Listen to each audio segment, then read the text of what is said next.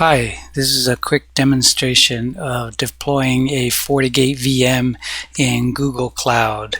The setup is similar to this, where you have an external VPC network and an internal VPC network, and users are accessing the internal network via the public IP, and the FortiGate, is configured to route the users to the web server. I will be using this guide that's here in the FortiGate Public Cloud 7.0 GCP admin guide. This walks you through all the steps that I will be going through to deploy the FortiGate, and it's pretty quick and simple. Let's start by bringing up the FortiGate VM for pay-as-you-go in Marketplace for GCP. And this is what you will see. There's a 30 days trial available for you to launch and test out. Let's start by clicking on the launch button. This will take you to the configuration screen, and here we'll keep the default name but change the zone to the west since that's closest to me, and then the rest of the items will be defaulted to what the template has. And then make sure that you're covering 7.0 as the version for the FortiGate. For the interfaces, we created some new VPC networks, and I will go over that later. But here we're picking the public side of it, FGT-public with the subnet, and then utilizing an external IP address so we can access it outside of GCP. We'll accept all the check marks for all the ports that are allowed. Next, we'll also enable a second interface for the internal side of it, the private side. And right there you see FGT-private and the subnet. We won't have an external IP there. So let's go to VPC networks, is where I created the two network, the public and the private network, under VPC network. Here, as you can see, the private is created, or the public is created for 1020.10. Private is 1020.11.0/24. And once those are created, you can see the routes that are available. So there's default routes to the private side and to the public side. And then for the public, there's a default route to the internet. Same for the private side, but we're going to delete that to increase security. We don't want the private side automatically or having a direct route into the internet, out to the internet. So we'll delete that. Let's go back and complete the deployment for the firewall. So we'll go to the bottom, since everything's already populated. Click on the deploy button. This thing run. Here it is completed. So you can see the image name, the disk, the password, provision, the ports allowed, and here's the temporary password that you'll need to access the FortiGate. Click on that link with the public IP address, and then use the login credentials to access the box. Accept the warning and accept the login disclaimer. Enter the admin and password, which is provided in the dashboard, and then this will allow you to change to a new password, providing the old one, and then inputting new ones to confirm and log into the virtual machine. Once that's done, you'll utilize the new login. Some basic setups needed, so follow the steps by clicking begin, providing a new host name. Here I think we'll just change it to fgttest.gcp, and then we'll leave the dashboard as optimal. And there's a video that's provided for all the new features that are in there. You can disable that by clicking on the slide bar and clicking OK. So once you're in, you can see the dashboard, right, showing you the system information, especially the WAN IP address that to access the VM, and that's what we're using. You can also look at all the licensing information, and if you want to look further, you can click on the system setting, and then in there, FortiGuard. Here you can see the full license information. The product is not registered, so if you want to register it, click on the action button and follow the steps provided in FortiCare to register. But here you can see the full extent of the licensing, firmware, intrusion protection, antivirus, and so on. The other configuration I wanted to point out is the security profiles. In there you can create profiles for antivirus, web filtering, application control. Here we're looking at the web filtering, so by default there's some policies already, but profiles already, but you can create your own.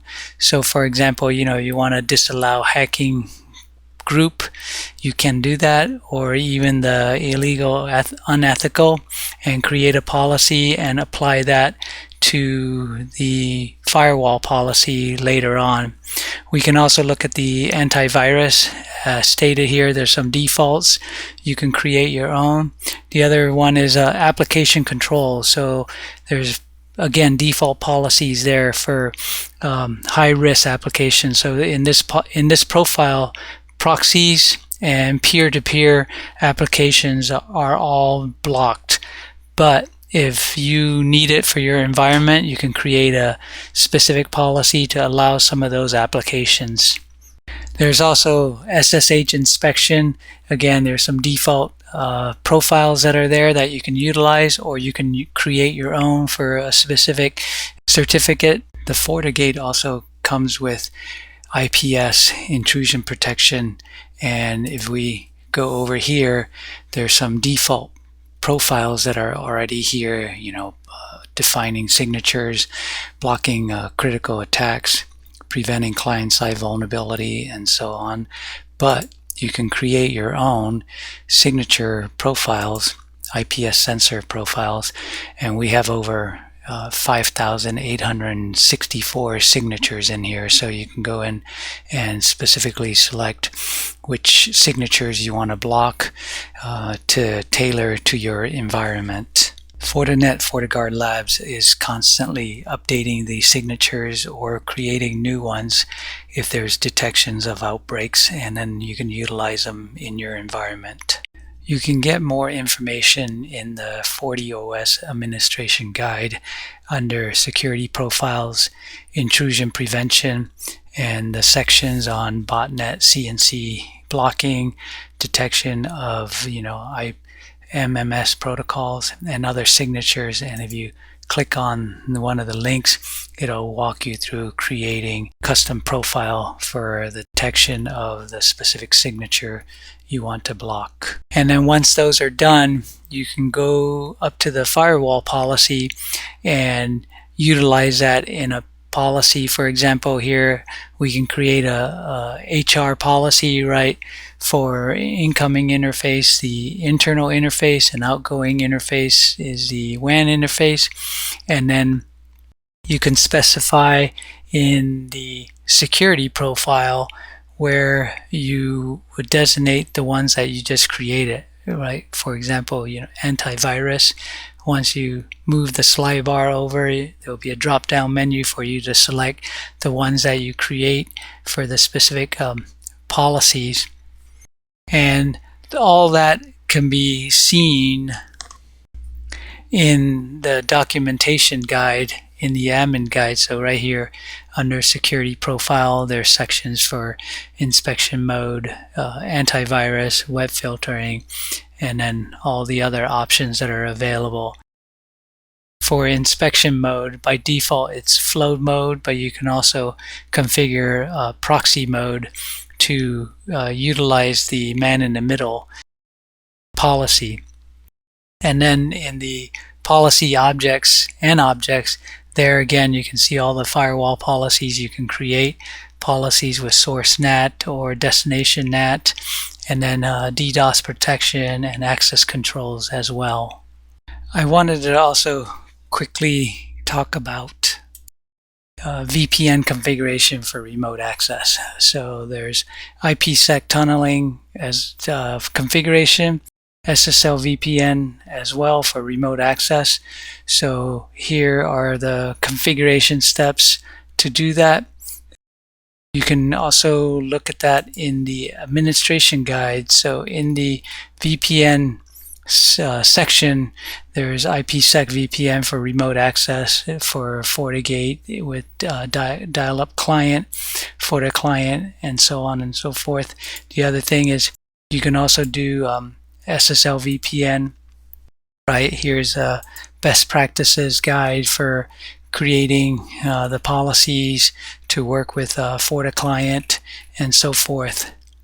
There are videos available walking you through creating remote worker access via SSL VPN configuration. So showing you here in videos.fortinet.com library in 6.4 version.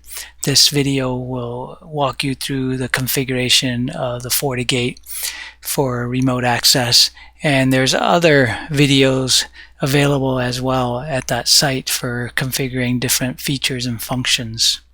The FortiGate also has a ton of fabric connectors that you can integrate with. As shown on the screen here, there's analyzer, integration, cloud logging, sandboxing, FortiManager, FortiClient, and so forth. There's also external connectors you can connect to utilize public SDN, private SDN options, also endpoint and identity for Symantec endpoint, and then Active Directory, and then also utilizing the threat feeds that are available there. To learn more about that, you can go again to the admin guide into the Fortinet Security Fabric section and see all the settings and usage that can be configured, so to better understand how to utilize all that and get the full use out of the Security Fabric solution. Next is automation stitches. So these are stitches that are created to automatically trigger an action. Here you can see from the admin guide, you can trigger on compromised hosts, trigger on security rating, FortiAnalyzer event, fabric connector event, and then even cloud-based IOCs for alerts. Here is the GUI showing you the stitches that are available, right? Compromised hosts, OS event logging, network down, HA failover, and you can enable those as you please to utilize. You can create new stitches by clicking on create, adding new triggers or existing triggers, and then adding actions as well, like emailing somebody who's on call. Several other features I want to highlight. SD-WAN, which is supported on many of the FortiGates that we have, and it's to help you with keeping your private WAN links available for real-time and mission-critical applications. So in here there's sections on the quick start, creating zones, creating the rules, and so on. And then the other thing I wanted to talk about, ZTNA actually. So in here, policies and objects, there is a ZTNA section where it'll walk you through creating zero trust network access to validate all your users via the different capabilities that are available, whether it's using HTTPS access proxy, TCP forwarding, and so on. There are other forms of deployment, so we just went through deploying using the marketplace, but you can also deploy the VM via the Google Cloud Compute Engine, the Google Cloud SDK, and then through Terraform as well. So from the GitHub site, you can download the image and utilize the Terraform in GCP to deploy a FortiGate. Thanks for watching.